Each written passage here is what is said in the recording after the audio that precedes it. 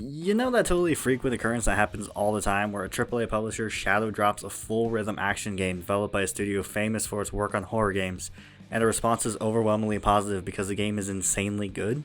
No, you don't, because this is literally the first time anything like that has ever happened. I mean, probably, I'm not gonna look it up, but I feel like the odds of this ever happening before are real low. Seriously though, the release of Hi-Fi Rush is such a crazy story. Bethesda announced the game in the middle of an Xbox Developer Direct and just released it right then and there. No build up, no marketing, no cinematic trailer that gets you hyped even though deep down you know there's no way the game is actually going to look that good, and then the game releases and it's a massive disappointment. Just a completed game, some footage, and the ability to play it immediately. The first thing I ever saw about this game was a random TikTok, and I had no idea what I was looking at. All I knew at first was that the game world moved in beat with the music, which is cool enough on its own, but it also turns out that it's a hack and slash like action game in the style of Devil May Cry. If you follow the channel, you already know I love DMC, so that was a big old green flag right away. Later, I found out the game was developed by Tango Gameworks, who developed one of my favorite games of last year, Ghostwire Tokyo. I was genuinely shocked to see they were the ones behind this bright and upbeat game because so far all they've done is horror games. They're the masterminds behind the Evil Within games, and to see them go from that to this is enough to give you whiplash. They also apparently developed a mobile game that got shut down in 5 months, but that's completely irrelevant, forget I mentioned it. By this point, I had a ton of interest in the game. It looked amazing. There was one big problem though. The game was a PC and Xbox exclusive. No PlayStation version existed or was planned to exist. It being exclusive isn't the problem. I don't care about that. The problem is I didn't trust that my computer could handle the game. I'd only played older games on my PC by this point and wasn't sure it could handle something like this. Hi-Fi Rush is fast-paced and relies a ton on precise timing, so the game being laggy at all would be a huge problem. Don't get me wrong, I love my computer, and thanks again Mom, you are the best. But could it handle this game? Could I play this game without any issues? Would I be wasting my money if I bought it? Would I not get the proper Hi-Fi Rush experience due to the game running like a potato? I wanted to get the most out of this game, and I honestly just wasn't sure my computer could handle it. Turns out it can, and I played the game, and I love it a lot. Hi-Fi Rush is a rhythm-based action game, and if you hear those words and have no idea what the hell I'm talking about, then think of a classic hack and slash game like Devil May Cry, and throw it into a blender with a rhythm game like Guitar Hero.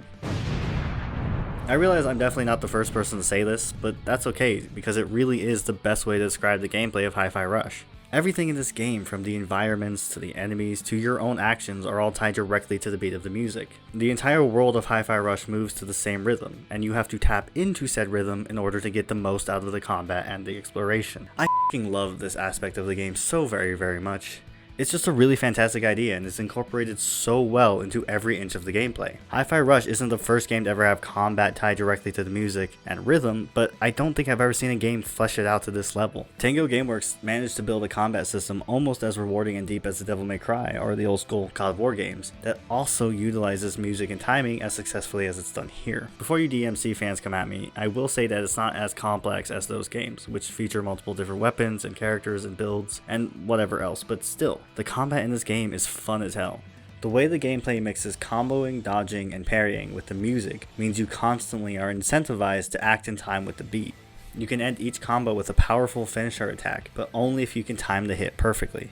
Admittedly, it is pretty forgiving, but learning to keep time and play in said time is incredibly important. Now, technically, you don't have to attack in time with the beat, as the animations and actions all automatically sync up with the music. However, the better your timing is, the better your damage output is. If you have timing, then don't worry, you can still play this game and have a ton of fun. It's really not as complicated as it may seem at first, and the game does a great job of drip feeding you mechanics, so you have enough time to get comfortable with them before more are introduced. Plus, the game does have some features to help you keep time if you are really struggling. Instead of relying on the actual beat of the music or the visual cues from the environment, you can turn on a beat bar that will literally show you what your timing needs to be. There's an easy mode that allows you to just do the combos as long as your timing is right. Meaning you don't actually have to remember the correct buttons of any of the combos and you can just focus on the timing part. Timing is everything in this game, so take your time and get really good at it. It is immensely satisfying to lose yourself in the groove of the music and just kick robot ass. The screen can be a bit hard to read at some points just because there's just so much going on, but like I said earlier, the game introduces each element well enough that by the time you've reached the end of the game, you'll be a pro. Hi-Fi Rush doesn't just have insanely fun combat either. There is so much more to the game than just the gimmick of the rhythm gameplay. They built the entire game around the mechanics, so it presents itself in every corner of the game. Platforming plays a massive part in the game, as that's most of what you'll be doing when not fighting. Like I said earlier, the entire world of Hi-Fi Rush moves to the beat of the music, and this includes objects like platforms that you use for, well, platforming. Platforming is never my favorite part of a game like this, but I actually enjoyed it in Hi-Fi Rush. The various levels you play through are vibrant and colorful, and just a ton of fun to explore. Tango did a fantastic job of building their environments with a ton of detail and personality. They are so much fun to explore and play through that for once I didn't mind the platforming. I mostly don't like platforming because I'm an idiot and I suck at it, but I had a ton of fun with it in this game. Every level and area of the game has some kind of fun Easter egg to discover too, from really obvious ones like the main characters of Evil Within being robots that just show up sometimes, to tinier ones that are easier to miss, such as the cute little Tango Gameworks mascot just kinda hanging around. Now, the super fun gameplay isn't the only thing that makes Hi-Fi Rush stand out. Another area the game really shines in is its art direction and writing. I just love looking at this game. I feel like in terms of art direction and style, the best comparison I can make is that it felt very similar to Into the Spider-Verse. And if you know me at all, then you know that that is a massive compliment. Spider-Verse did such an amazing job of mixing 3D and 2D art that gave every frame of that movie a distinct personality and edge. I feel like they accomplished a similar thing with this game. Tango forgoes a realistic and high graphics approach to instead focus on style and unique presentation.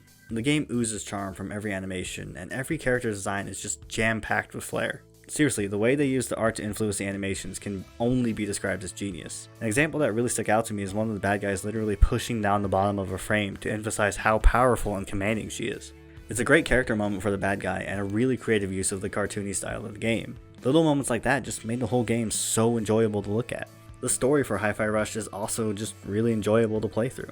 I had a ton of fun experiencing it for the first time. At its core, it's a pretty simple tale of a group of misfits facing off against an evil massive corporation and learning to be friends along the way, but goddamn is it done well here. A big part of that is the aforementioned style of the game, but an even bigger part of that is that the characters are just great. I fell in love with every one of the main characters because they are just all so well written. You have the main character Chai, who is a lovable doofus who just wants to be a rock star. You have Peppermint, the brains of the operation, who has an emotional stake in the journey. And you have a ton of other great characters that I don't want to spoil here. Even the villains of the game are wacky and provide some of the funniest moments in the game while still coming across as a threat. The voice of the main bad guy is the same guy who voices Sonic the Hedgehog, and that's just very funny to me, and I'm not sure why.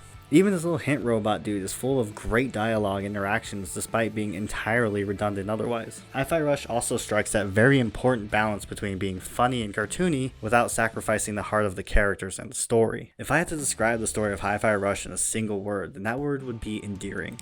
It's not a super long game. I finished it in about 12 hours give or take, and I think I had a permanent smile on my face the whole way through the campaign. It really is a testament to just how well fantastic characters can carry a game, even if the base plot isn't all that special. Huge shout out to the character designers because every character in this game, good and bad, have such a distinct and unique look to them. They all stand apart from each other and have their personalities shine through in their appearance, while also slotting in perfectly with the larger world of the game. I just can't get over how much I love the art direction of this game. I'm no expert in character design by any means, but just tell me I'm wrong. Look at these characters and try to tell me I'm wrong. Seriously, they are all so damn good. Apparently part of the reason this game was kept so secret was because it was such a big departure from what Tango had developed previously, and Bethesda wanted to avoid skepticism and temper expectations. I completely understand why they went that direction with this game. Hi-Fi Rush is something so special, and just talking about it and explaining it to people doesn't do the game justice. I wanted to make this video in spite of that because as many people as possible should experience this game. Obviously it's not for everyone, no game ever is, but if you watch this video and are at all interested in checking it out, then you absolutely should. The game is already doing really well with over 2 million players as of March, but we could always make that number higher.